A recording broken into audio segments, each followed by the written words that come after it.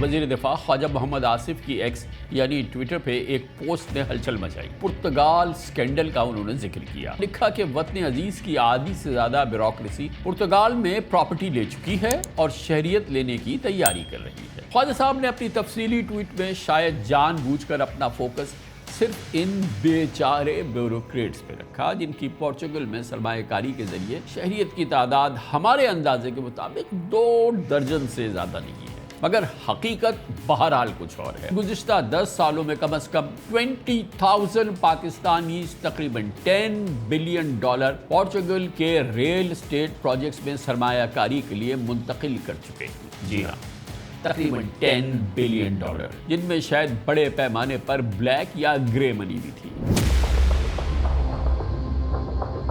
پورچگل scandal کے انکشاف کے بعد پرائم منسٹر شہباز شریف پہ لازم ہے کہ وہ اپنے وزیر دفاع کے انتہائی سنگین الزام کی مکمل تحقیقات کرائے۔ یہ معاملہ اتنا سادہ نہیں۔ پاکستان سے اربوں ڈالر کی بلیک منی یورپ کا منتقلی ہونا ایک جہازی سائیڈ اسکینڈل ہے، ہیوج اسکینڈل۔ خواجہ آصف صاحب ایک معاملے میں غلط ہیں، وہ ریٹائرڈ کی بات کر رہے ہیں۔ میں چیئرمین FBR تھا، 5,000 سے اوپر افسران ہیں، تقریباً 50% سے زیادہ ڈیول نیشنلٹی رکھتے ہیں۔ یہ لوگ جنہوں نے ڈیول نیشنلٹی لی ہوئی ہے، کیا انہوں نے ہمارے گورنمنٹ اداروں سے سیکیورٹی کلیئرنس لیا ہے؟ دنیا کے کسی ملک میں نہیں ہو سکتا کہ سرکاری ملازم کسی دوسرے ملک کا شہری بن جائے اور اپنے ملک کو بتائے بھی نہیں۔ اگر آج گورنمنٹ آف پاکستان چاہے کہ کتنے پاکستانیوں کی پورچگل میں انویسٹمنٹ ہے، کیا یہ مشکل کام ہے؟ آدھے گھنٹے کا کام ہے، آدھے گھنٹے۔ آپ پورچگیز گورنمنٹ سے کانٹیکٹ کریں، وہ بتا دیں گے آپ کو۔ یہ بتا دیں گے کہ یہ جب آئے تھے تو انویسٹمنٹ 5 لاکھ یورو لائے تھے یا سے زیادہ لائے تھے۔ جناب اسحاق ڈار صاحب نے ایک سمری کیبنٹ میں پریزنٹ کی تھی کہ پاکستانیز کے پاس $200 بلین باہر ہے، جو میرے پاس لاکھوں کروڑوں CRS کی انفارمیشن آ رہی ہے OECD کے تھرو۔ کوئی مجھے ایک بھی کیس نظر نہیں آیا جہاں میرے ڈپارٹمنٹ نے کچھ نکال کے دیا ہو۔ CVT کا افیکٹ نے پاکستان کے فورن ایسٹ ڈکلریشن کو تباہ برباد کر دیا ہے، ٹھیک ہے نا؟ میرا کانفیڈنس شیٹر ہو گیا ہے، یار مجھے پتا نہیں پاکستان میں میں ڈکلریشن کروں گا کل کیا ہو جائے گا، میرے ساتھ کیا ہوگا۔ پاکستان میں 90 بلین کرپٹو کرنسی کے ڈیلرز ہیں۔ مجھے یہ بتائیے کہ اس پاکستانی نے یہ کرپٹو کرنسی کہاں سے لی، فنڈ کیسے گئے؟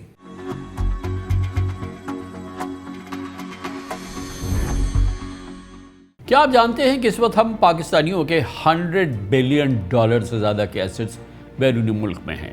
ان میں FBR میں ڈکلیئرڈ اثاثے آٹے میں نمک کے برابر ہیں۔ سمجھیے کہ سارے کے سارے ڈکلیئرڈ نہیں ہیں۔ اس پس منظر میں کل شب وزیر دفاع خواجہ محمد آصف کی ایکس یعنی ٹویٹر پہ ایک پوسٹ نے ہلچل مچائی۔ اس میں ان کا کہنا تھا، پرتگال سکینڈل کا انہوں نے ذکر کیا یا انکشاف کیا اور لکھا کہ وطن عزیز کی آدھی سے زیادہ بیوروکریسی پرتگال میں پراپرٹی لے چکی ہے اور شہریت لینے کی تیاری کر رہی ہے۔ انہوں نے کچھ غلط نہیں کہا۔ خواجہ آصف کا کہنا ہے کہ یہ نامی گرامی بیوروکریٹس ہیں، یہ مگرمچھ اربوں روپے کھا کر آرام سے ریٹائرمنٹ کی زندگی گزار رہے ہیں۔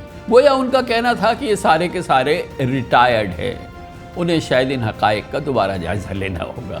بہرحال خواجہ صاحب نے اپنی تفصیلی ٹویٹ میں شاید جان بوجھ کر اپنا فوکس صرف ان بیچارے بیوروکریٹس پہ رکھا جن کی پورچگل میں سرمایہ کاری کے ذریعے شہریت کی تعداد ہمارے اندازے کے مطابق 2 درجن سے زیادہ نہیں ہے، مگر حقیقت بہرحال کچھ اور ہے۔ اور حقیقت یہ ہے کہ گزشتہ 10 سالوں میں کم از کم 20,000 پاکستانیز تقریباً $10 بلین پورچگل کے ریل اسٹیٹ پروجیکٹس میں سرمایہ کاری کے لیے منتقل کر چکے ہیں۔ جی ہاں، تقریباً $10 بلین۔ یہ ہوا ہے 2020 سے 2023 تک یورپین یونین کے ملک پورچگل کا گولڈن ویزا۔ یہ پروگرام گولڈن ویزا پروگرام پاکستانیوں کے لیے بہت ہی اٹریکٹیو تھا، پاکستانیوں کے لیے نہیں بلکہ دنیا بھر کے انویسٹرز کے لیے۔ 5 لاکھ یورو، $500,000 کی پورچگل میں پراپرٹی کے شعبے میں انویسٹمنٹ، سال میں صرف 7 دن پورچگل میں قیام اور صرف 5 سال انویسٹمنٹ برقرار رکھنے کے بعد پورچگل کی سٹیزن شپ مل جاتی تھی اور یورپی یونین سمیت دنیا کے 180 کنٹریز میں ویزا فری آزاد سفر تو سمجھے ایک بونس تھا۔ اگرچہ یہ اسکیم 2023 میں ختم ہوئی، لیکن تقریباً 20,000 پاکستانیوں نے اس اسکیم سے زبردست فائدہ اٹھایا اور تقریباً $10 بلین پورچگل میں انویسٹ کیے، جن میں شاید بڑے پیمانے پر بلیک یا گرے منی بھی تھی۔ اب اہم سوال یہ ہے کہ پاکستانی اپنی انویسٹمنٹ کے لیے سیف ہیون اور رہائش کے لیے غیر ملکی شہریت کی تلاش میں کیوں ہیں؟ مشکل جواب نہیں ہے، مگر واضح جواب یہ ہے کہ متمول یا ویلدی پاکستانی اپنے مستقبل اور ایسٹس کے قانونی تحفظ کے لیے محفوظ مقام کا رخ کرتے ہیں، اور کرپشن مافیا اپنے گرے یا کالے دھن کو چھپانے کے لیے سیف ہیونز کو ترجیح دیتی ہے۔ پورچگل، آسٹریلیا، نیوزی لینڈ، مالٹا، سائپرس اور UAE اور اب پاکستانیوں کے لیے یہ سب خواب نہیں، بلکہ ان ملکوں میں گولڈن ویزا پروگرام یعنی انویسٹمنٹ کے ذریعے سٹیزن شپ یا لانگ ٹرم ریزیڈنس حاصل کیا جا سکتا ہے۔ آج دبئی بھی پاکستانیوں کا دوسرا گھر بن چکا ہے۔ 2025 کے شروع میں جاری ہونے والے نمبرز کے مطابق، جو کہ کریڈیبل نمبرز ہیں، پاکستانیوں کی دبئی میں $12.5 بلین کی پراپرٹیز ہیں۔ یہ 2024 کے اینڈ تک کے نمبر ہے۔ اس وقت تک پاکستانی وہاں پر تقریباً $12.5 بلین کی ایسٹس لے چکے تھے، اور ان کی ویلیو کے اعتبار سے پاکستانی لوگ UAE میں دوسرے بڑے فارن انویسٹر تصور کیے جاتے تھے۔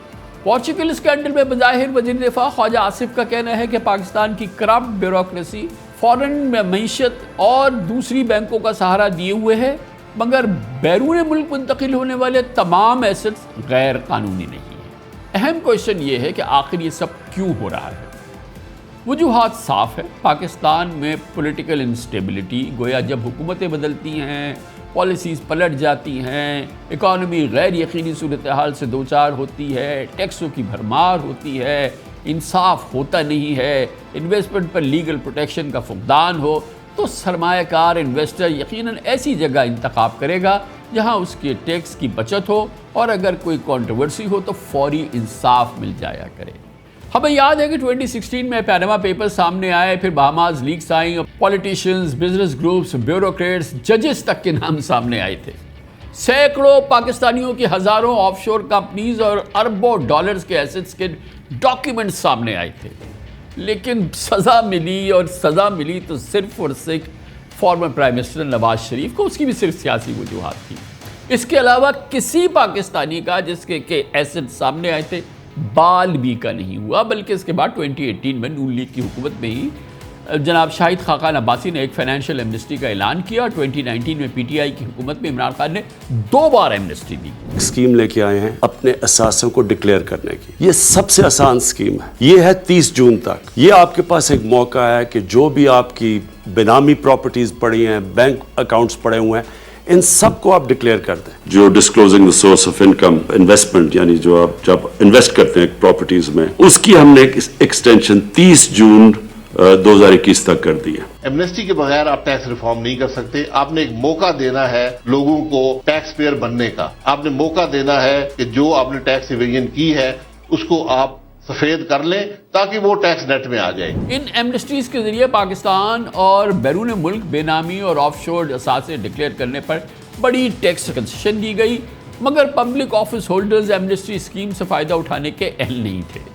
اس ایمنسٹی کی روح کو اس وقت ناقابل تلافی نقصان پہنچا جب 2022 میں عمران خان کی حکومت ختم ہونے کے بعد PDM نے مخلوط حکومت بنائی، اور اس وقت کے وزیر خزانہ مفتاح اسماعیل نے پاکستانیوں کے ساورن اثاثوں پر جن پر ٹیکس دیا جا چکا تھا ان پر بھی نیا ٹیکس لگا کے پاکستان کے انویسٹرز کے تمام اعتماد کو پوری طرح سے دہلا دیا، جس سے متعدد پاکستانیوں کا اس پورے نظام پر اعتماد بری طرح سے متزلزل ہو گیا۔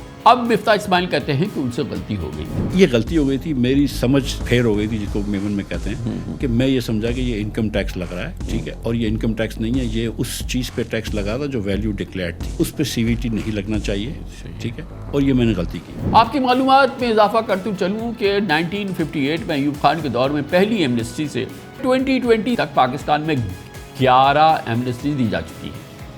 یہ وجہ یہ ہے کہ بیرون ملک قانونی یا غیر قانونی ایسٹس کو ٹیکس دے کر دستاویزی بنایا جا سکے۔ شاید بہت کم لوگوں کو یاد ہوگا کہ سپٹمبر 2016 میں نون لیگ کی حکومت نے Organisation of Economic Cooperation OECD کے ساتھ ایگریمنٹ پر دستخط کی، اور پاکستان کو 128 کنٹریز میں کسی بھی پاکستانی کے بینک اکاؤنٹس اور پراپرٹیز کی معلومات حاصل کرنے کا اختیار مل گیا تھا، اور ایسٹس غیر قانونی ثابت ہونے پر ان کی واپسی کے لیے قانونی چارہ جوئی کا حق بھی مل گیا۔ Organisation for economic cooperation and development, اس کے یہ एब्रीविएशन है OECD, उसके नीचे एक मल्टी लैटरल कन्वेंशन, एक एग्रीमेंट दुनिया में साइन हुआ है। वो क्या है कि जो पाकिस्तान से पैसा निकाल के या किसी भी मुल्क से टैक्स एविजन के जरिए पैसा निकाल के टैक्स हेवन में लेके जाते हैं, तो वो उसके हवाले से ये तमाम ममालिक एक पाबंद होंगे एक दूसरे को इन्फॉर्मेशन देने के।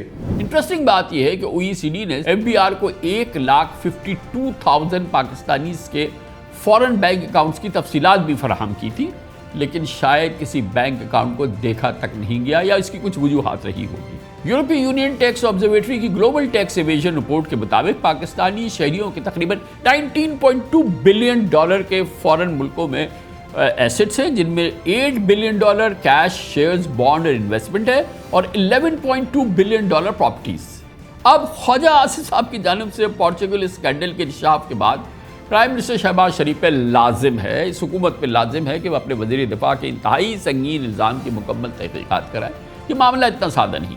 पाकिस्तान से अरबों डॉलर की ब्लैक मनी यूरोप का मुंतकली होना एक जहाजी साइड स्कैंडल है, ह्यूज स्कैंडल। इसके लिए ISI, NAB, FIA पर मुश्तमिल एक इन्वेस्टिगेशन टीम बननी चाहिए जो फौरी तौर पर पोर्चुगल जाए, वहाँ पाकिस्तानियों की सरमायाकारी के नतीजे में कायम रियल एस्टेट प्रोजेक्ट्स का सुराग लगाएं। मुश्किल नहीं होगा, सामने फैले हुए हैं। पाकिस्तानियों की पोर्चुगल में इन्वेस्टमेंट इतनी वसी है कि चंद दिनों में दूध का दूध और पानी का पानी हो जाएगा। ये कैसे होगा, कैसे मुमकिन है, और ये सब कुछ क्या है, ये पोर्चुगल, ये गैर मुल्की असासे, और ये इस पर बात करने के लिए हमारे इन तमाम मामलात के पाकिस्तान के सबसे मुस्तनद माहिर साबिक चेयरमैन FBR टैक्स उमूर के मुमताज़ महर शबर ज़ैदी साहब हमारे साथ मौजूद। बहुत बहुत शुक्रिया शबर भाई, आपने हमें ज्वाइन किया। पहले तो ये पोर्चुगल की कहानी जो है, ये हम और आप तो शायद जानते थे, लेकिन एक आम पाकिस्तानी को ऐसा लगा कि जैसे कोई बड़ा इंकशाफ ख्वाजा आसिफ ने किया।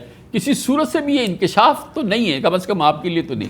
बिस्मिल्लाहिर्रहमानिर्रहीम। देखिए, मैं और आप तो इससे बड़े अच्छी तरह वाकिफ़ थे, हम बड़े अरसे से देख रहे थे, मगर एक सीनियर मिनिस्टर, सिटिंग मिनिस्टर और एक सीनियर मिनिस्टर ऑफ दिस, और वो जिस लहजे में और जिस टोन में ये बात कर रहे हैं, उसका मतलब ये है कि ये इशू एक अब साहिब इक़्तिदार लोगों के लिए एक सब्जेक्ट है।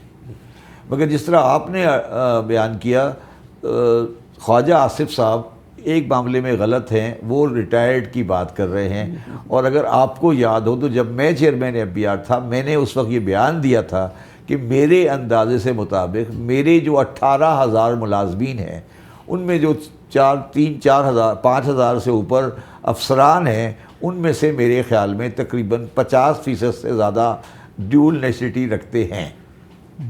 अच्छा, ये आपने किसी बुनियाद पे कहा होगा ना, अपने अंदाजा तो हाँ, मुझे अंदाजे में ज़रूरत नहीं होती थी, इसलिए कि या तो वो छुट्टियाँ मांगते थे या वो पता लगता था कि बच्चे, और जो आपको आसानी से अंदाज़ा हो जाता है कि क्या पोजीशन है। मैं तो तकरीबन इस नतीजे पे पहुँच चुका था कि हमारे IAC और कमिश्नर से लेवल से ऊपर वाले तकरीबन 90% लोग चले जाते थे। सही है। और वो उसकी वजह बड़ी सिंपल सी है कि उस दौरान में वो इतने पैसे इकट्ठे कर लेते थे कि इन्वेस्टमेंट की बेसिस पर नेशनलिटी मिल जाए। सही है। तो ये जो पोर्चुगल था, ये तो बहुत ही नायाब केस था, जिसमें कि रहना सिर्फ 5 दिन है, 7 दिन है आपको साल में। ये नहीं है कि इसकी जो इन्वेस्टमेंट स्कीम थी 5 लाख यूरो, जो तकरीबन 20 करोड़ रुपए बनते हैं, तो पाकिस्तान के लिए 20 करोड़ रुपए बड़ी अमाउंट नहीं है।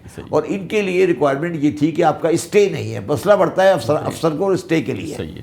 मसले अफसर का मसला ये होता है कि स्टे क्यों नहीं कर सकता, क्योंकि वो स्टे का इशू होता है, छुट्टी लेनी पड़ती है उसको, तो वो नहीं होती। अच्छा, अब दूसरी बात जो मैं अभी तक क्लियर नहीं हूँ, आप चाहे इस पर मज़ीद तफ्तीश करिएगा कि क्या ये लोग जिन्होंने ड्यूल नेशनलिटी ली हुई है, क्या उन्होंने हमारे गवर्नमेंट इदारों से सिक्योरिटी क्लियरेंस लिया है? मेरा सवाल है, क्या नेशनलिटी लेने से पहले उन्होंने सिक्योरिटी क्लियरेंस या अपने इदारे से कोई कंफर्मेशन ली है कि मैं सिक्योरिटी क्लियरेंस ले रहा हूँ? ये मैं नहीं कह रहा कि वो ड्यूल नेशनलिटी नहीं ले सकता। मतलब ये तो कोई दुनिया के किसी मुल्क में नहीं हो सकता कि सरकारी मुलाजिम किसी दूसरे मुल्क का शहरी बन जाए और अपने मुल्क को बताए भी नहीं। हाँ, ये नहीं, मैं यही पूछ रहा हूँ ना। मेरे हिसाब से, मेरे ज़ाती हिसाब से ابھی کوئی ریکوائرمنٹ. اچھا یہ جو پورچوگل کی کیس ہے اس کی یہ کیونکہ یہ بہت ہی ڈفرینٹ قسم کی اور بہت ہی اٹریکٹیو اسکیم تھی گولڈن ویزا اسکیم, کیونکہ یہ یورپی یونین کا ملک ہے اور وہاں پر تو پھر پاکستان سے انویسٹر گئے جنہوں نے وہاں بلڈنگیں بنائیں تاکہ یہ کہ وہ اس کے تحت تھوڑا سا سمجھے پورچوگل کو. پورچوگل, اسپین اور گریس اور ہنگری یہ 3-4 ایسے ملک ہیں جو سیریس فائنینشیل پرابلم میں پھنس گئے تھے ان کو لاسٹ کو 5, 6, 7, 8 سال پہلے, اور وہ تقریباً بینکرپسی کی ورڈ پہ چلے گئے تھے. تو اس بینکرپسی کی ورڈ پہ جانے کی وجہ سے وہ ان کو یہ ایٹریکٹیو اسکیمیں لانی پڑی کہ باہر سے لوگ سرمایہ کاری کریں اور وہ اپنے آپ کو زندہ کر سکیں. پورچوگل کی کلیپس کی ون آف دا ریزن یہ تھی کہ کسی زمانے میں پورچوگل اور گریس وہ شپنگ انڈسٹری میں بہت آگے ہوا کرتے تھے. جب سے یہ کنٹینر شپنگ آئی اور چائنیز نے اس میں ہاتھ ڈالا تو پورچوگیز اور گریس شپنگ پیچھے چلی گئی, تو کنٹری ایز اے وہ نیچے چلا گیا. آپ جو 10 بلین کی سرمایہ کاری ریئل اسٹیٹ میں کہہ رہے ہیں, میں ایز اے فائنینشیل ایکسپرٹ یہ کہہ رہا ہوں کہ اس میں یہ سب نقصان اٹھائے گئے. نہیں وہ تو نقصان کی تو صورتحال یہ ہے کہ وہ یورپی یونین نے فورس کیا پورچوگل کو اسکیم ہی ختم کرنی پڑی ہے, اسکیم ختم کر گئی, لیکن وہ ریٹروسپیکٹ تو نہیں ہے نا. جنہوں نے وہ سرمایہ کاری کر دی ان کو تو وہ سٹیزن شپ ملے گی. شبر بھائی یہ بتائیے گا کہ اگر آج گورنمنٹ آف پاکستان چاہے کہ کتنے پاکستانیوں کی پورچوگل میں انویسٹمنٹ ہے, کتنا پاکستانی وہاں پہ انویسٹڈ ہے, کتنے پاکستانیوں کی وہاں پہ یہ بلڈنگز ہیں جہاں پر کہ یہ ایک فلیٹ جو ہے وہ اس طرح سے بیچا گیا ہے تاکہ یہ ملے, کیا یہ مشکل کام ہے؟ آدھے گھنٹے کا کام ہے, آدھے گھنٹے کا. آپ پورچوگیز گورنمنٹ سے کانٹیکٹ کریں, وہ بتا دیں گے آپ کو. دیکھیے سٹیزن شپ لینے کے لیے ایک ہوتا ہے اوتھ آف ایلیجنس کرنا پڑتا ہے, وہ پورا سسٹم ہے. تو آپ اسے پوچھیں بھائی آپ نے کتنے پاکستانیوں نے اوتھ آف ایلیجنس کیا ہے, وہ بتا دیں گے آپ کو. اس میں کیا راکٹ سائنس ہے, یہ تو کوئی مطلب مسئلہ ہی نہیں ہے نا جی. اچھا چلیے سٹیزن شپ تو پتہ چل جائے گی, اب ان کے ایسٹس کیا ہیں وہ بھی اسی سے بتا دیں گے آپ کو. وہ ایسٹ بتا دیں گے آپ کو. دوسری نہیں, وہ یہ کم از کم یہ بتا دیں گے کہ یہ جب آئے تھے تو انویسٹمنٹ 5 لاکھ یورو لائے تھے یا سے زیادہ لائے تھے. دیکھیے نا, اچھا وہ آپ کو یہ بھی بتا دیں گے نا کہ دیکھیے نا جب وہ 5 لاکھ یورو کے لیے آئے تو ایسٹ کی بھی انویسٹمنٹ آئے گی نا. انہوں نے ایسٹ فائل کیا تھا نا, ایسٹ کا اسٹیٹمنٹ فائل کیا ہے نا. یہ تو اپنا ایسٹ اسٹیٹمنٹ فائل ہو جائے گا کہ بھائی میں اتنے ایسٹ کے ساتھ پاکستان کے ساتھ آ رہا ہوں پورچوگل میں, یہ چیز سامنے آ جائے گی. اس میں کوئی ایسی پریشانی والی بات نہیں ہے. اچھا کیونکہ یہ پورچوگل کا ایک خاص بات یہ تھی جو کہ آپ نے شروع میں ذکر کیا کہ کسی بھی پاکستانی کے لیے سب سے مشکل بات یہ ہوتی ہے کہ ایک طویل عرصے رہنا پڑتا ہے, ورنہ اس قسم کی اسکیم دنیا بھر میں ہے, امریکہ میں بھی ہیں, یو کے میں بھی ہیں, یورپ میں بھی ہے, لیکن انہوں نے سب سے اٹریکٹیو بات یہ کی کہ صرف 1 ہفتہ 1 سال میں رہو.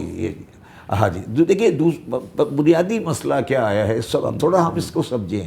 مسئلہ یہ آیا ہے کہ ہمارے پاسپورٹ کی ویلیو پریشان کن ہو گئی ہے. تو اگر آپ لوگوں کو, میں بیروگیٹ کی بات نہیں کر رہا, اگر کسی پاکستانی کو ٹریول کرنا پڑتا ہے تو اس کو ویزے کا حصول ایک بہت بڑا مسئلہ ہے. تو لوگ یہ ڈیول نیشنلٹی لے رہے ہیں, وہ ایکچولی سیکنڈ پاسپورٹ لیتے ہیں کہ ان کا ویزے کا مسئلہ حل ہو. تو پورچوگل کا جو ایک one of the reason of Portugal یہ ہے کہ ان کے ویزے کے مسئلے ہو جاتے ہیں. دوسرا جو پورچوگل کا ایڈوانٹیج ہے جو شاید پاکستان میں مگر پورچوگل میں سب سے زیادہ ہے کہ وہ آپ کی لائنیج کو بھی دیتا ہے.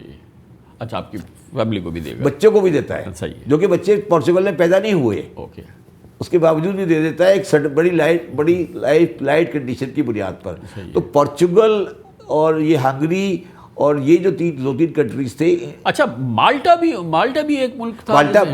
دیکھیے مالٹا میں فرق, مالٹا اور نیویس اور یہ دوسری کنٹری جو ہیں ان میں فرق یہ ہے کہ وہاں ایک اسٹیبل اکنامی نہیں ہے, چھوٹے چھوٹے ملک ہیں, مطلب وہاں آپ سوشلی رہ نہیں سکتے.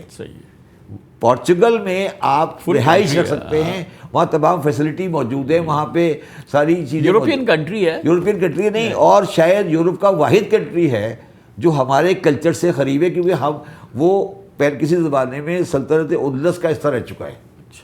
تو وہاں پر آپ کو تھوڑا بہت مسلمان ٹچ نظر آئے گا. اور دوسرے یہ گواز جو ہیں, گوا پورچوگیز گوا تھا, تو ہمارا پورچوگیز کے ساتھ ایک کلچرل ریلیشن شپ بھی ہے. تو آپ پورچوگل جائیں تو آپ لزبن میں جائیں گے تو آپ کو غیریت محسوس نہیں ہوگی. صحیح ہے. تو اینڈ سیکنڈلی اس کی جغرافیکل لوکیشن جو ہے صحیح ہے. وہ میرا خیال ہے کہ کراچی سے لسبن کی فلائٹ 4 گھنٹے سے زیادہ کی نہیں ہوگی. تو یہ بھی بڑا ایشو ہوتا ہے نا جی, میری فلائٹ قریب ہے, میری کتنا قریب ہے یہ.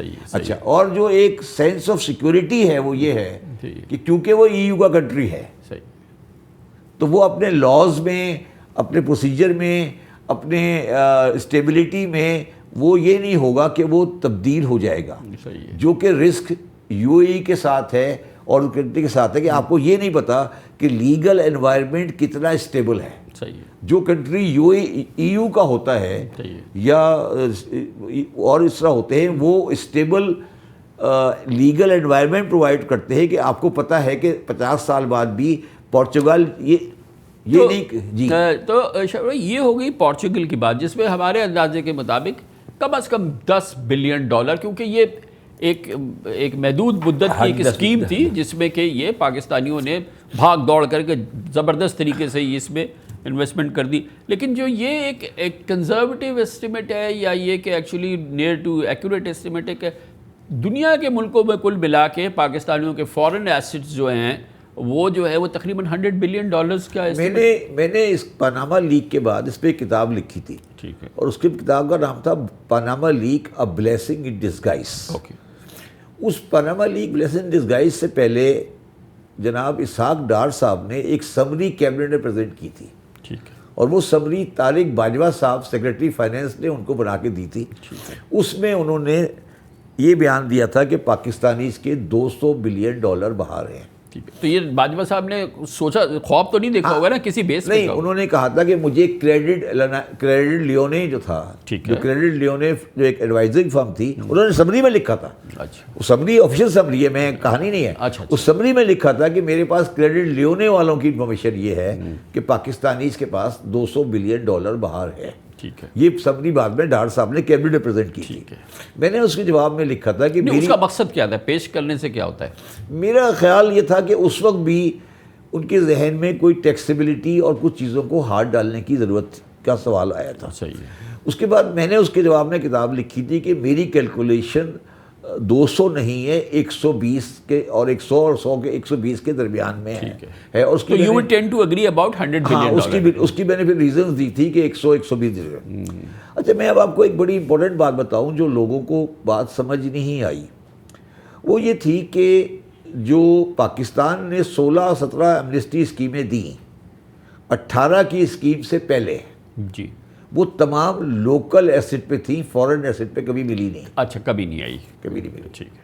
جب یہ پاناما لیک آ گئی, صحیح, اور اس وقت مسٹر نواز شریف کی حکومت تھی, اور میرا جہاں تک مجھے یاد ہے گورنر زبیر صاحب گورنر سندھ تھے. ٹھیک ہے. تو پہلا جو ایمنسٹی کا جو پروپوزل تھا وہ میرا زبیر صاحب سے ڈسکس ہوا تھا نواز شریف کی کنسنٹ سے. ٹھیک ہے. اور میں نے انہیں یہ کہا تھا کہ میرا ذاتی ویو تھا کہ آپ کو اس کی ایک ایمنسٹی دینی پڑے گی, کیونکہ آپ نے کبھی فورن ایسٹ کی ایمنسٹی نہیں دی ہے. اور آپ یہ جو protection of economic reform act لے کر آئے تھے پیرا 2092 میں, اور جو آپ نے فورن ایکسچینج کمپنی کو روپی کی بائنگ ڈالر الاؤ کی تھی, تو پھر آپ کا ٹریسنگ آف دا ایسٹ ختم ہو گیا تھا. صحیح ہے. مطلب آپ ٹریل نہیں تھا. اور اس کے بنیاد پر پھر یہ ایمنسٹی اسکیم لائی گئی. ٹھیک ہے. اس کے بعد جب میاں نواز شریف صاحب کا قصہ کھلا تو ثاقب نثار صاحب نے اس کیس کو اٹھایا, سپریم کورٹ میں سو موٹو لیا. ٹھیک ہے. سو موٹو لیا, اور سو موٹو لیا, اور اس پہلی ہیئرنگ میں انہوں نے مجھے ایمیکس کیوری بنایا, مجھے اور محمود بانڈی والا کو. صحیح. اور میں نے سپریم کورٹ کے اوپن کورٹ میں کہا کہ 1 پیسہ بھی واپس نہیں آئے گا. آپ یہ میرے سے لکھوا لیں. وہ بڑے ناراض ہوئے ثاقب نثار صاحب. خیر الٹیمیٹلی اس سپریم کورٹ نے کہا کہ آپ اسٹیٹ بینک کے گورنر کی صدارت میں ایک کمیٹی بنائیں جو کہ بتائے کہ کیا ایمنسٹی اسکیم کے خد و خال ہوں گے. اور اس یہ نواز شریف والی ایمنسٹی آ چکی تھی اس کے نہیں، بعد یہ نہیں ابھی نہیں آئی ہے. یہ وہ ہے جو اس بارے میں نواز شریف چلے گئے، خاقان عباسی آ گئے. اب خاقان عباسی تو آ یہ گئے. 18 کی بات ہے. پھر ایک کمیٹی بنی بالکل. اور اس کمیٹی میں خالد انور صاحب بھی تھے، اس کی صدارت کی طارق باجوہ صاحب نے. اس وقت وہ گورنر، شاید وہ گورنر اسٹیٹ بینک تھے، ٹھیک ہے. اور وہ اسکیم بنی اور وہ اسکیم بعد میں طارق باجوہ کی شکل میں لائی گئی، جو کہ تو آپ یہ کہہ رہے ہیں کہ یہ جو شاہد خاقان عباسی صاحب کے زمانے میں جو پہلی فورن ایسٹ کے حوالے سے آئی، وہ ایک سپریم کورٹ کی اوور سائٹ میں بنی اور اس اتنے بڑے بورڈ میں بڑی، اسٹیٹ بینک کی اوور سائٹ میں بنی. اچھا، وہ پولیٹیشینز نے نہیں بنائی؟ نہیں، سپریم کورٹ کی اوور سائٹ میں بنی، اسٹیٹ بینک کی کمیٹی بنی، پورے پاکستان کے اسٹیک ہولڈر آئے، ہم نے پوری رپورٹ بنا کے دی. اس بنیاد پہ یہ ایکٹ آیا، ٹھیک ہے، جو کہ آج foreign declaration of foreign asset repatriation act جو آج 2018 ہے، یہ شاہد خان عباسی کے زمانے میں آیا. صحیح ہے، ٹھیک ہے. یہ اس پہ یہ کوئی سیاستدانوں کا بنایا ہوا نہیں ہے، ٹھیک ہے. یہ انتہائی ایکسٹراڈنری ایکٹ تھا اس لحاظ سے. ہاں، یہ اس کے پیچھے سپریم کورٹ ہے، ٹھیک ہے، اور اس کے پیچھے اسٹیٹ بینک آف پاکستان کی کمیٹی ہے، جس میں تمام پاکستان کے اسٹیک ہولڈر تھے. اور اس کا جو اس کو لیڈ کر رہے تھے اس وقت وہ مرحوم خالد انور صاحب تھے، کیونکہ انہوں نے پروٹیکشن اور ریفارم ایکٹ بنایا تھا. ٹھیک ہے. اور اس میں میں بھی تھا اور لوگ بھی تھے، اور ہم نے ڈرافٹ دیا، اس کو اسمبلی نے ایکسیپٹ کیا. اس کے بعد جب عمران خان آیا، نہیں مگر یہ بتائیں شوہر بھائی کہ اتنا بڑا کمپوزٹ ایمنسٹری تھی، ایک آل انکم پاسنگ، تو اس کا رسپانس کیوں حت المقدور نہیں ہوا؟ میں تو کیونکہ میں نے وہ اسکیم ڈیزائن کی تھی، میں اس کو اس کے زمانے میں بعد میں جوائن کیا FBR، میں کو چلانے والا تھا. اس کی 2 وجوہات تھی، اور ایک وجہ تو آپ نے بعد میں ایکسپلین کر دی. پاکستانی گورنمنٹ پہ اعتماد نہیں ہے. ابھی تو اس وقت ہونا چاہیے تھا نا. میں نے تو دوسری وجہ بیان کی، وہ آگے چل کے بات کریں گے. لیکن اس وقت تو سپریم کورٹ کے تحت، اسٹیٹ بینک آف پاکستان کے تحت ٹوٹلی نان پولیٹیکل ایک پورا نظام بنا ہے، جس نے آپ کو فل کانسٹیٹیوشنل پروٹیکشن دیا ہے کہ آپ اپنے ایسٹس ڈکلیئر کریں. اس کے باوجود جو ہے وہ تسلی بخش رسپانس نہیں ہے. اچھا، اب دوسری وجہ اس کی یہ تھی کہ جو پیسے باہر پڑے تھے، ان باہر پیسے پڑے ہونے میں ہمارے سسٹم کے کچھ بڑے عجیب قسم کے ویکنیسز تھی. ٹھیک ہے، میں مثال دے دیتا ہوں آپ کو، یہ شاید آپ کو کبھی کوئی نہیں کہے. جتنے بھی بڑے انڈسٹریل گروپ تھے، ان کے جو ایسٹ باہر پڑے تھے، وہ موسٹلی وہ کمیشن تھا جو انہوں نے پکک کے زمانے میں لیا تھا. ٹھیک ہے، کک بیک تھا. کک بیک کہہ رہے، ہاں، جو بھی آپ بتانا تھا. آپ نے جو ایکٹ بنایا تھا ایمنسٹی، اس میں سورس تھوڑی پوچھ رہے تھے آپ، تو ڈکلیئر کرو. ان کو یہ خوف تھا کہ یہ کسی وقت کھلے گا. تیسری بات یہ تھی کہ میں سمجھتا ہوں میں ذاتی طور پر قصوروار تھا، اور شاید حالات تھے، ہم اس کی بینیفٹ یا اس کا پورا سسٹم پبلک میں ایکسپلین نہیں کر سکے. ٹھیک ہے، مطلب اسٹیک ہولڈرز کو نہیں پتہ. اچھا، جب میں بزنس مینوں سے بات کرتا تھا نا، میں سمجھ کر میرا ایک فرم تھی یا ایک فورٹ روڈ کی فرم تھی یا چند ایک ایڈوائزر تھے. اگر آپ پوری انکم ٹیکس بار یا بار کی پریکٹس، جب لوگ ان کے پاس جاتے تھے، انہیں پوچھتے تھے آپ ڈکلیئر کر دیں، تو وہ کہتے تھے نہیں کریں.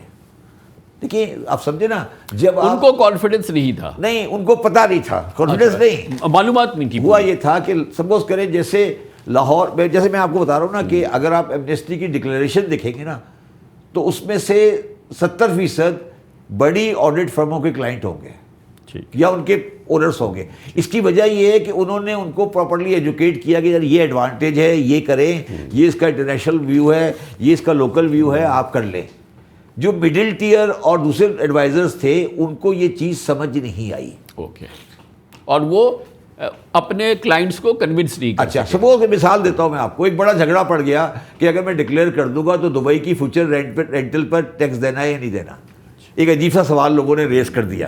اچھا، تیسری بات یہ ہوئی کہ تھوڑا سا ہم نے کمپلیکیٹڈ سسٹم بنا کہ آپ کو فورن ایسٹ کے لیے پیمنٹ بھی فورن کرنسی میں کرنی تھی. اوکے، اور وہ اسٹیٹ بینک کو آپ فورن کرنسی بھجواتے تھے, پھر وہ ایمنسٹی کا چیزیں آتی تھی اور وہ سب کچھ ہوتا تھا. تو اس لیے وہ ریسپانس وہ اس لیول کا نہیں آیا, سیٹسفیکٹری نہیں تھا. آخری بات جو تھی وہ یہ تھی کہ جو سی آر ایس کہلاتا ہے, سی آر ایس کا ہوتا ہے جس میں وہ آپ جو بات کر رہے ہیں OECD کی انفارمیشن شیئرنگ آف انفارمیشن, وہ اس وقت ہمارا پراپرلی امپلیمنٹڈ نہیں تھا. تو آپ کے پاس وہ انسٹرومنٹ نہیں تھا جس کے ذریعے آپ ایسٹس کی ڈیٹیل قانونی طور پہ حاصل کر سکیں. تو وہ نہیں تھا ہمارے پاس, اور ٹیکنیکلی UAE میں آج بھی نہیں ہے. ٹھیک ہے, اور اس کی تو وہ ساری چیزیں ملا کے یہ ہوا کہ لوگوں نے ڈکلیئر نہیں کی. ٹھیک ہے, اور میرے حساب سے اگر 120 تھا ٹوٹل, تو مجھے میرے حساب سے ڈکلیئر 10% ہوا, 12-14 بلین سے زیادہ ڈکلیئر نہیں ہوا. ٹھیک ہے, اس سے زیادہ ڈکلیئر 20 لگا لیں, اس سے زیادہ ڈکلیئر نہیں ہوا. فیل ہو گئی ٹیکنیکلی اسکیم فیل ہو گئی. اچھا, اس کے بعد پھر جب میں چیئرمین FBR تھا, میں دوبارہ لے کر آیا عمران خان کے زمانے میں. ٹھیک ہے, وہ بھی اگر وہ بھی وہی ایکٹ کو ری ایکٹ کیا, میں نے ٹائم بڑھایا صرف. ٹھیک ہے, وہ بھی کوئی اتنا زیادہ سکسیسفل نہیں ہوئی. جو آپ نے ایک بڑی اچھی بات آج اس وقت کی ہے, جو میں سمجھتا ہوں پاکستانی کو سمجھنا چاہیے, جو میرے پاس لاکھوں کروڑوں CRS کی انفارمیشن آ رہی ہے OECD کے تھرو, میں آج آپ کو یہاں کہہ رہا ہوں, کوئی مجھے ایک بھی کیس نظر نہیں آیا جہاں میرے ڈپارٹمنٹ نے کچھ نکال کے دیا ہو. اس کا مطلب کیا ہوا؟ اس کا مطلب یہ ہوا دو چیزیں ہوئی.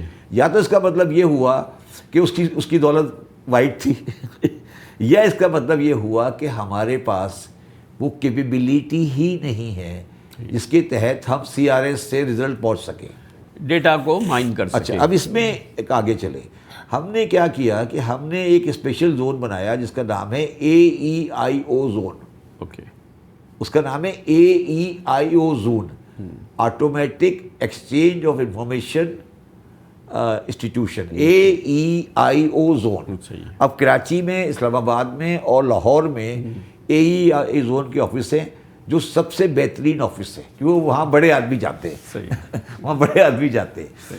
مگر میں جب میں نے اس کے اندر میں گیا اور میں نے جب اس میں ڈیل کیا, یہ میں بات کروں جب میں چیئرمین FBR نہیں تھا, تو میں نے یہ دیکھا کہ وہ جو AEIO زون والے ہیں ان میں کمشنر صاحبان تو بڑے ریزنیبل تھے, جنرلی نظر آئے, مگر جو نیچے والے افسران ہیں ان کا ٹیمپرامنٹ اور ان کا جو طریقہ واردات تھا وہ تقریباً وہی رہا جو انکم ٹیکس بلڈنگ میں تھا, کہ کس سے کتنے پیسے پکڑنے. صحیح ہے.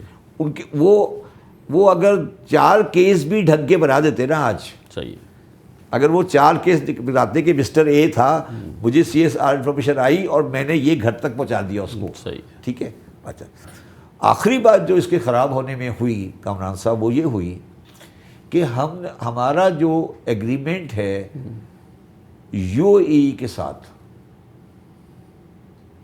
اس ایگریمنٹ کے تحت کسی پاکستانی کو UAE کی ریزیڈنس لینا بڑا آسان ہے. صحیح, تو نان ریزیڈنٹ بن گیا. جب نان ریزیڈنٹ بن گیا تو اس کی جو باہر والی انکم ہے وہ ٹیکسیبل ہی نہیں ہوئی. تو وہ سارا جو سلسلہ ہوا, تو وہ سارے سلسلے نے ملا کر اس چیز کو خراب کر دیا.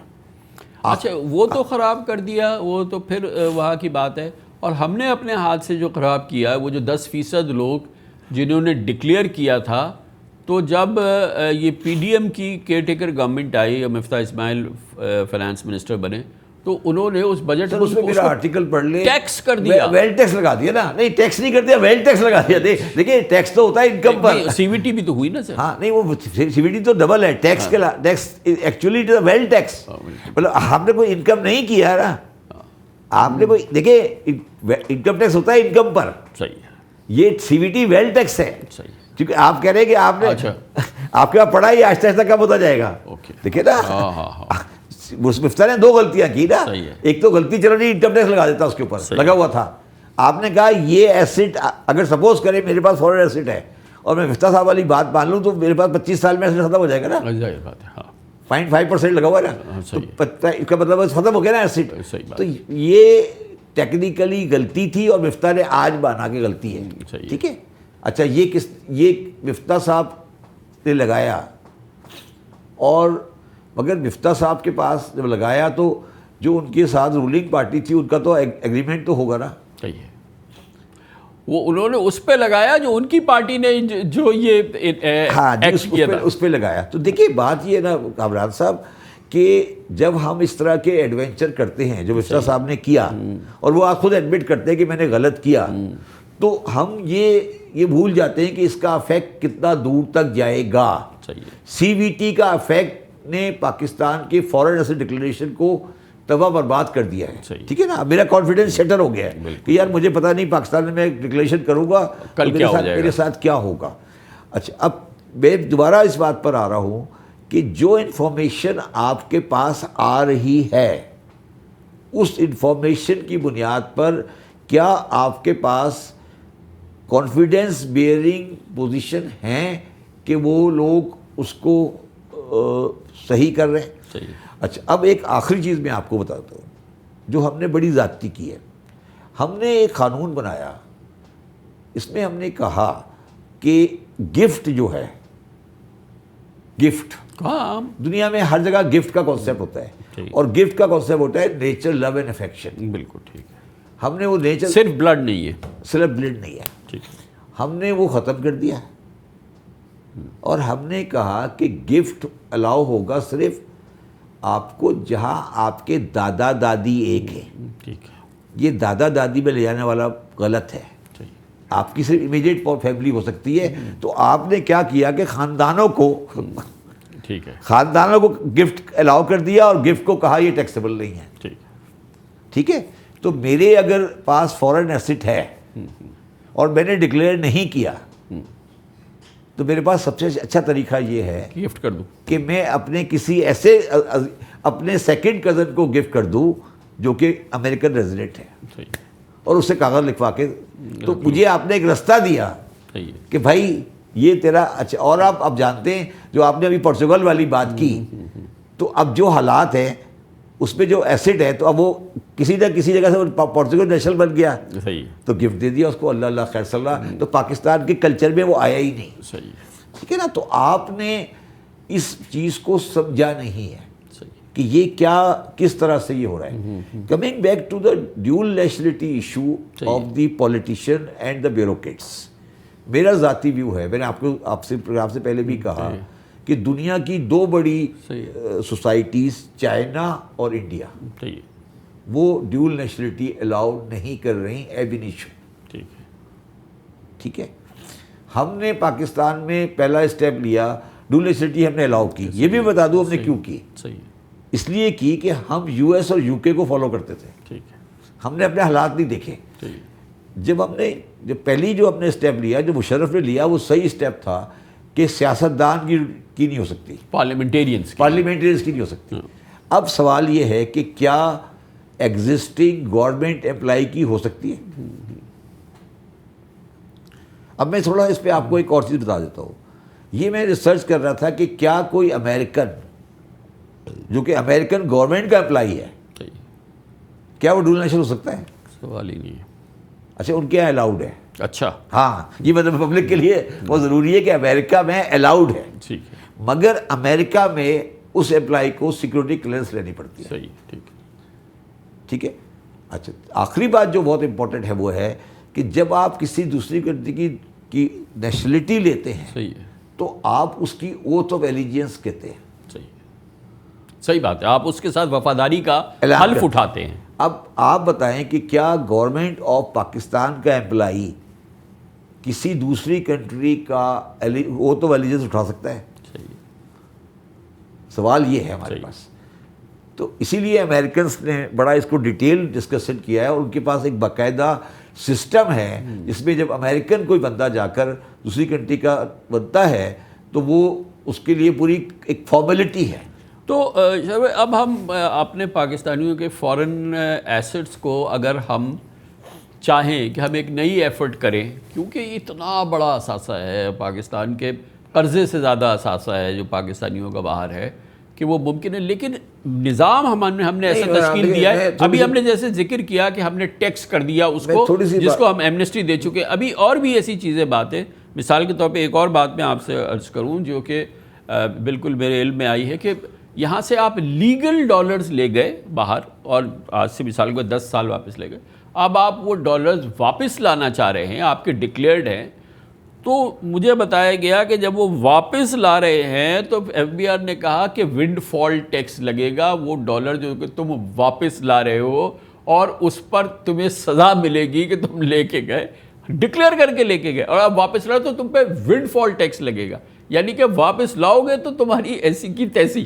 یہ میں ویسے اس ونڈ فال ٹیکس سے واقف نہیں ہوں اس طرح کا، مگر یہ جو ہے یہ ساری چیزیں وہ ہیں جو غلط ہے. اب اگر ایک بات جو آپ نے بات کی، میرا ایک سوال واپس لانا ہے کس طریقے، میرا ایک سوال جو بھی پاسبل ہے واپس میرا لانا. سوال آپ سے دو ہے. میں بہترین ترین جو انگریزی لکھنی ہے وہ لکھ دیتا ہوں، چلیں جی ٹھیک ہے. کیا آپ بتائیں، آپ نے ساری زندگی اس ملک پہ گزاری ہے، کیا وہ لوگ یہ $100 بلین واپس لائیں گے؟ میرا سوال ہے آپ سے. نہیں، وہ تو اس لانے کی وجہ تو وہ اعتماد، وہ ان کی وہ تمام کانفیڈنس اور وہ ساری، لیکن یہ جو ہم نے جس ہسٹری پہ ہم بات کر رہے ہیں، ہم تو جانے کی بات کر رہے ہیں، آنے کا تو سوال ہی پیدا نہیں تو ہوتا. میں یہ سمجھتا ہوں کہ یہ بات صحیح ہم تو لوگوں کو یہاں سے نکالنے کی بات کر رہے ہیں، لوگوں کے بھاگنے کی بات کر رہے ہیں. اب جو ہم اگلی غلطی کرنے والے ہیں، میں غلطی ہی کہوں گا اس کو، کہ وہ آپ مجھے بتائیں، اگر میں اس فگر سے ایگری نہیں کرتا، مگر یہ مجھے بتائیں کہ پاکستان میں آج کی رپورٹڈ فگر کے حساب سے اس وقت 90 ملین کرپٹو کرنسی کے ڈیلرز ہیں. 90 بلین کرپٹو کرنسی کے ڈیل میں جو لوگ ہیں جنہوں نے کرپٹو کرنسی میں ڈیل کر رکھا ہے. ٹھیک ہے. مجھے یہ بتائیے کہ اس پاکستانی نے یہ کرپٹو کرنسی کہاں سے لی ہے، فنڈ کیسے گئے؟ تو میرا یہ کہنے کا مقصد ہے، ٹھیک ہے، جو کرپٹو میں انویسٹڈ ہے، کرپٹو میں انویسٹڈ ہے، بٹ کوائن میں انویسٹڈ جو ہے، اس ہمارے پرتگال میں اور امریکہ میں اور سوئٹزرلینڈ میں اور دبئی میں نہیں آ رہا، کرپٹو میں ہے، کرپٹو میں ہے. وہ کرپٹو والا یہاں سے کیسے گیا ہے؟ یا یہ وہ تو نہیں ہے جو میری ریمیٹنس آنے والی تھی وہ ریمیٹنس نہیں آئی اور کرپٹو میں انویسٹ ہو گئی؟ مگر ریمیڈیز تو میری بڑھ رہی ہے نا. نہیں، وہ تو سر سبجیکٹ ایک الگ سبجیکٹ ہے، بٹ کہ جب ہم یہ چیزیں کرپٹو وغیرہ کی بات کرتے ہیں تو ہمیں بہت بڑے کینوس میں دیکھنا پڑے گا. صحیح. یہ بہت بڑا کینوس ہے کہ آپ کیا باتیں کر رہے ہیں، ٹھیک ہے. اور اس کے بعد پھر آپ مجھے ایک آخری بات یہ بتائیں کہ جب ہم آج کی تاریخ میں بھی کرنسی ایکسچینج ڈیلر کو ایڈمنسٹر لفظ استعمال کروں گا کر کے فورن کرنسی کا ریٹ ڈٹرمن کرنے کی باتیں کر رہے ہیں، تو اس کا مطلب ہے کہ حوالہ چل رہا ہے. دیکھیں نا اس کا مطلب ہے کہ پیسہ جا رہا ہے. ظاہر ہے آج بھی فلائٹ آف کیپٹل ہے نا، یعنی انلیگل فلائٹ آف کیپٹل ہے نا. تو اب ہمارے پاس کیا ہم نے ان سارے تجربات، لیکن اب جب یہ سارا ہو گیا ہے جس میں کہ اب ایکسچینج کمپنی میں جانے کی ضرورت نہیں، کرپٹو کا زمانہ آ گیا ہے، تو یہ تو اب ایک کلک کی مار ہے. سر آج کا بزنس ریکارڈر پڑھ لیں اور اس میں ایک خبر لکھی ہوئی ہے کہ کتنی ویلیو پر ٹوئیٹا لینڈ کروزر ڈکلیئر ہوئی ہے. پڑھ لیں، آج کا خبر ہے. صحیح ہے. ٹھیک ہے. تو کیا آپ کے خیال میں انڈر ایڈوائزری ختم ہو گئی؟ سوال تو یہ کامران صاحب دیکھیں، ٹریڈ بیسڈ منی لانڈرنگ، میں تو کہتا ہوں ٹریڈ بیسڈ منی لانڈرنگ. تو ٹریڈ بیسڈ منی لانڈرنگ جب آپ ڈیل کر رہے ہیں ان کنٹریز جو 50 ارب کے سولر کے لیے جو ہے وہ چلے گئے، اور ان کنٹریز سے آپ کے تعلقات ایسے ہیں کہ ان کے ساتھ آپ زیادہ بات نہیں کر سکتے. تو پھر مجھے یہ بتائیے کہ پھر آپ یہ فورن ایسٹ کی جب بات کرتے ہیں تو پھر آپ کی بات میں کتنا وزن رہ جاتا ہے. میں آپ کو یہ اپنا ذاتی اگزامپل بتاتا ہوں کہ جب میں نے انڈر انوائسنگ اوور انوائسنگ کی بات کی اپنے زمانے میں، جب میں چیئرمین ایف بی آر تھا، تو مجھے یہی کہا گیا کہ ذرا ہولا ہاتھ رکھو، حالات جب آئیں گے. تو سر میں یہ کہہ رہا ہوں نا کہ فورن investment out side Pakistan, flight of capital, یہ ساری چیزیں جو ہیں وہ آپ نے جس طرح بالکل کہا کہ سیاسی اور معاشی حالات پہ ڈیپینڈ کرتے ہیں کہ کنٹری کے بارے میں کیا پرسیپشن ڈیولپ ہوا ہے. اچھا آخری بات جو وہ یہ ہے کہ آپ مجھے بتائیں سب سے زیادہ ایکسچینج کنٹرول اور very relatively strong documented economy India کی ہے. ٹھیک ہے، اس کے بھی ہیوج ایسٹ باہر پڑے ہیں. صحیح یہ تو ہم سب مانتے ہیں وہ تو دنیا کے ہر ملک کے لوگوں کے باہر ہے نا. ہے نا. تو اس کا مطلب ہے یہ وہ چیز ہے جو انڈر ڈیولپنگ کنٹریز کی سوسائٹی میں خود بخود ایمرج ہوتی ہے. اور اس کو سیٹل کرنے کا طریقہ بہت سائنٹیفک ہوتا ہے. آپ افسران کو بٹھا کر ان کو ڈنڈے والی پاور دے کر اس سے نہیں کر سکتے. لیکن سب سے بڑی بات یہ نا کہ جنریٹ ہو گرے اکانومی سے، گرے کیش جنریٹ ہو جو کہ آپ کے سسٹم میں نہیں ہے. تو پہلے تو وہ پلگ کریں، کم سے کم ذرائع بنے جس سے کہ وہ گرے جنریٹ ہو.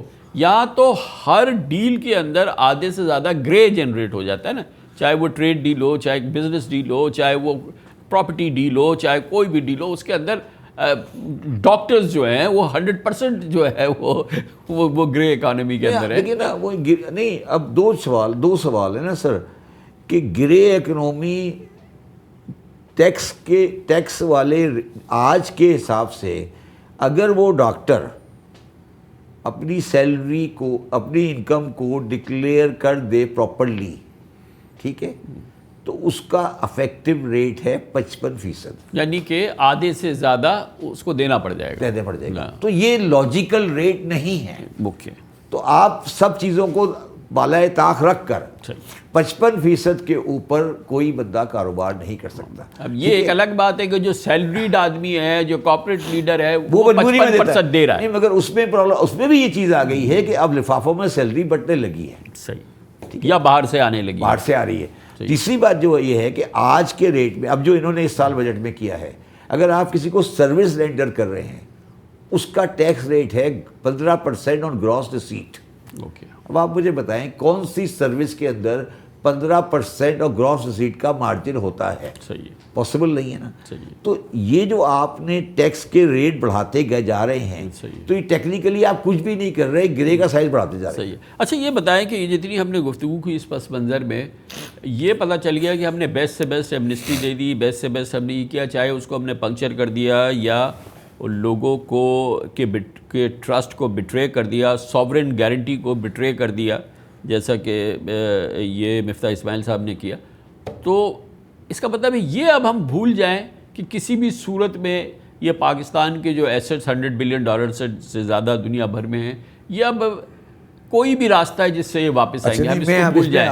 ہم یہی کر سکتے ہیں کہ اب جانا کم ہو جائے یہاں سے. اچھا نہیں، میں آپ کو پازیٹیو نوٹ دیتا ہوں آپ کو اس کا. دیکھیں ایسٹ جو باہر پڑے ہیں اس پہ دو کائنڈ کے ایسٹس ہیں. ایک ایسٹ ہے جو ریئل اسٹیٹ اور یہ چیز فکسڈ ایسٹ، اور نہیں ریئل اسٹیٹ ہے یا بینک ڈپازٹ ہے یا ایسی. ٹھیک ہے، ایک ایسٹس ہیں جو انڈسٹریل اسٹیبلشمنٹس ہیں.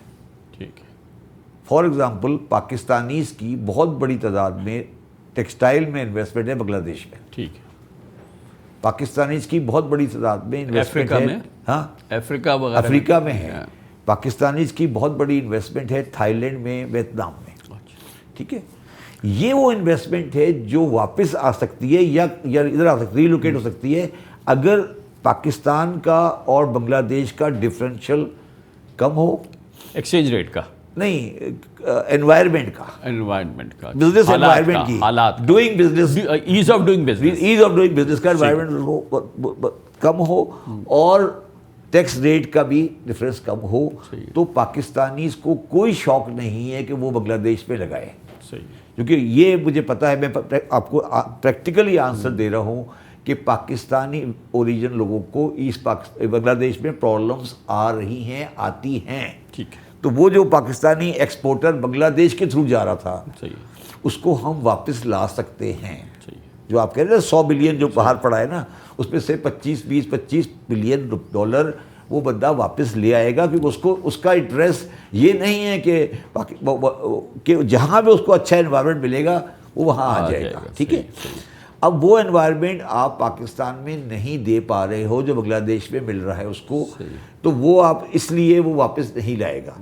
جہاں تک سوال ہے ریئل اسٹیٹ والے کا، یا جہاں تک سوال اور ہے ایز آف ڈوئنگ بزنس، تو مڈل ایسٹ میں، اگر سعودی عربیہ میں، یو اے ای میں، جہاں پر ایز آف ڈوئنگ بزنس کی وجہ سے لوگوں نے جا کے وہاں اپنے بزنس سیٹ اپ کیے ہیں، اگر وہ چیز یہاں پہ ان کو مل جائے گی، یہاں مل جائے گی، وہ بہتر ہے ان کے لیے، وہ آ جائیں گے یہاں پر، وہ آ جائیں گے. دیکھیں نا، اب آپ مجھے بتائیں نا، جہاں پہ میں آپ کو بالکل آنسر کو سمپل دیتا ہوں. میرے پاس 2 چوائس ہے. ایک میرے پاس چوائس ہے گوادر میں انڈسٹری لگانے کی، اور ایک چوائس ہے میرے پاس کورنگی میں انڈسٹری لگانے کی. 90% پاکستانی کورنگی میں تیار ہو جائے گا. گوادر میں اس کو لا اینڈ آرڈر کے پرابلم آتے ہیں اور چیزوں کے پرابلم آتے ہیں. مگر آپ کا جو سب سے بڑا پرابلم آج آ گیا ہے وہ یہ آ گیا ہے کہ کورنگی کا پلاٹ، انڈسٹریل پلاٹ، اب ایک کمرشل پراپرٹی بن گیا ہے. وہ فیزیبل ہی نہیں ہے، فیزیبل ہی نہیں ہے اس کے لیے، اس کے لیے فیزیبل ہی نہیں ہے. اور آپ نے پورا miles and miles and miles کا ایریا جو پاکستان اسٹیل مل کا ہے وہ ضائع ہو رہا ہے. اس میں کوئی انڈسٹری نہیں لگ رہی کیونکہ وہ آپ اسٹیل مل کو نہیں چلا پا رہے. ٹھیک ہے نا. تو یہ وہ سمپل سی چیزیں ہیں جو ہمیں اگر ہم کر لیں گے تو فار ایگزامپل کورنگی ہے، یہ میں آپ کو آج پازیٹیو ڈوز دے رہا ہوں کہ اب آپ کورنگی میں چلے جائیں، آپ کو بہت کم جگہ نظر آئے گی جہاں پہ فیکٹری نہیں چل رہی ہوگی. چل رہی ہے واپس. دیر از اے ریورسل آف دی پروڈکشن ہو رہی ہے، ریورسل آف دی سسٹم. تو یہ جو میں کہہ رہا ہوں کہ کچھ پیسے ایسے ہیں جو واپس نہیں آئیں گے، مگر جو بزنس مین کا پیسہ ہے جو اس نے بزنس میں لگایا ہے، ہاں وہ جو ویزیبل لیک ہے، ہاں وہ ویزیبل ہے، وہ واپس لے آئے گا. اس کا کوئی انٹرسٹ نہیں ہے. ظاہر ہے کہ پراپرٹی بیچ کے تو پیسے نہیں لائے گا، وہ وہی رہے گا جو اس کے انویسٹڈ ہیں یا فکس ڈپازٹس پہ پڑے ہیں وہ نہیں لائے گا. ٹھیک ہے. مگر جو پیسے اس نے بزنس میں لگائے ہیں، ایک فیکٹری اس نے تھائی لینڈ میں لگائی ہے، ایک فیکٹری اس نے بنگلہ دیش میں لگائی ہے، ایک فیکٹری اس نے دبئی جبل علی میں لگائی ہے، وہ اس کے لیے بالکل لیکوڈ ہے، وہ جس کو بیچے گا اور پاکستان میں لگا دے گا، اس کے لیے کوئی کنسرن نہیں ہے. مگر اس کو آپ کو انوائرمنٹ دینا پڑے گا جو کہ جہاں پر اس کا کانفیڈنس بلڈ اپ ہو. اب آپ نے ایک بات کی ہے سوورن گارنٹی کی. اب سوورن گارنٹی ہمارے ملک میں کیا سوورن گارنٹی رہ گئی ہے آپ بتائیں نا. تو وہ سب چیزیں جب تک آپ سیدھا نہیں کریں گے آپ کا یہ مسئلہ حل نہیں ہوگا. اگر اچھا شبیر بھائی، جہاں سے ہم شروع ہوئے تھے میں آپ کو دوبارہ وہاں لے کے جاؤں گا. یہ جو پورچوگل کا ایک جگہ کلسٹر آیا ہے جہاں پہ $10 بلین کی کم از کم پاکستانیوں کی انویسٹمنٹ ہے اور فکسڈ ہے اور وہ چلی گئی ہے، اور وہاں پہ دوسرے مسائل بھی ہیں. صرف اس کو اگر ہم ریگولیٹ کرنا چاہیں تو اس کا کیا طریقہ کار ہے کہ اس کی انویسٹیگیٹ تو ہونا چاہیے نا. مطلب ایک جگہ پہ اتنی بڑی چیز ہوئی ہے، آپ نے کہا آدھے گھنٹے میں پتہ چل جائے گا کہ اس کا کیا ہے، تو اس کو تو انیشیٹ کرنا چاہیے. بات یہ 2 باتیں ہیں. پہلی بات، کیا وہ آپ سے اس پہ کوآپریٹ کریں گے؟ پہلا سوال تو یہ ہے. نہیں، OECD کے ممبر ہے تو کریں گے. OECD کا ممبر ہے، مگر وہ آپ کو کس حد تک انفارمیشن دے گا. صحیح، ٹھیک ہے. دوسری بات یہ ہے کہ وہ جو اگر آپ کو میں نے یہ ڈیٹا لا بھی دیا فار آرگومنٹ سیک، جو آپ کا ٹریک ریکارڈ ہے اس کا، آپ کے پاس ڈیٹا تو پہلے بھی بہت ہاں میں یہ کہہ رہا ہوں، میں نے لا بھی دیا نا آپ کو. پیناما سے پورا ڈیٹا تو میں یہی کہہ رہا ہوں نا، آپ لا بھی دیا آپ کو، تو آپ کے پاس کیا ہے؟ آپ اس کو سیاسی مفادات کے لیے استعمال کر لو گے، آپ اس کو تشہیر کے لیے استعمال کر لو گے. تو آپ یہ ساری چیزیں کیا صرف اخباری بیانات میں یا ٹی وی پروگراموں میں رہ جائیں گی، یا ان کا کوئی ٹینجیبل سوسائٹی کو، مطلب اسٹیٹ آف پاکستان کتنا سنسیئر ہے ان معاملات؟ ہاں، کتنا سنسیئر نہیں، اسٹیٹ آف سنسیئرٹی تو شاید state of Pakistan who. State of Pakistan کی کتنی کیپیبلٹی ہے کہ ان ریولیوشنز کو اپنے پاکستان کے لانگ ٹرم مفاد میں استعمال کر سکے. یہ سب سے بڑا سوال تو یہ ہے نا، اس کا مٹیریل فائدہ ہو. ہاں، جس سے مٹیریل فائدہ ہو، نہیں جس سے لوگوں میں ایک احساس ہو کہ ہاں پاکستان میں جو غلط کام ہوتا ہے اس کی ایک سینس میں اکاؤنٹیبلٹی ہو رہی ہے. یہی ہے نا کہ یہ اکاؤنٹیبلٹی ہو رہی ہے، اس میں سے جب بیوروکریٹ نکلے یا تو مگر وہ چیز آج کی تاریخ پاکستان کی اس بات کی گواہ نہیں ہے. ابھی تک کی جو تاریخ ہے پاکستان کی، تو وہ ہمیں، مگر there is always there is always the first time. First time. تو اگر پورچوگل اس کا فرسٹ ٹائم بنتا ہے, When there is a will, there is a way. there is a will, there is a way. تو اگر آپ پاکستان میں Portuguese investment کا فرسٹ ٹائم بنتا ہے تو that will be a very desirable thing. Yes, I totally agree. بہت بہت شکریہ جناب شبر زیدی ہمارے ساتھ موجود.